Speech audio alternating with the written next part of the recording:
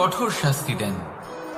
কিন্তু সেই সব মানুষ যারা সংসারের সব থেকে বড় অধর্মী, বহু নিকৃষ্ট মানের কাজ করেন, তাদের নিয়তি অনেক সুযোগ দেন।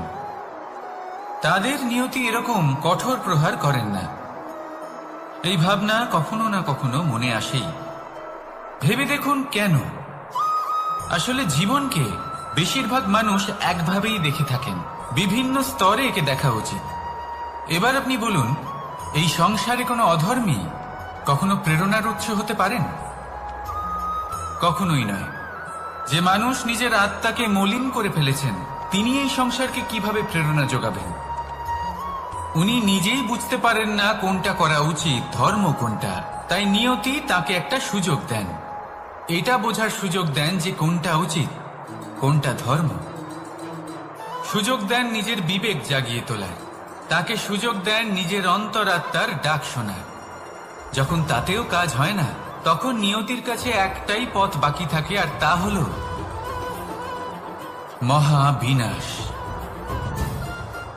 মহাবিনাশ হয়তো দেরিতেই আসতে পারে, কিন্তু তা অবশ্যই আসবে। আর যখন মহাবিনাশ আসে, তখন মহাবিনাশের যন্ত্রণা সমগ্র মানব জীবনের যন্ত্রণার থেকে অনেক বেশি হয়। এই কথাটা সবসময় মনে রাখবেন।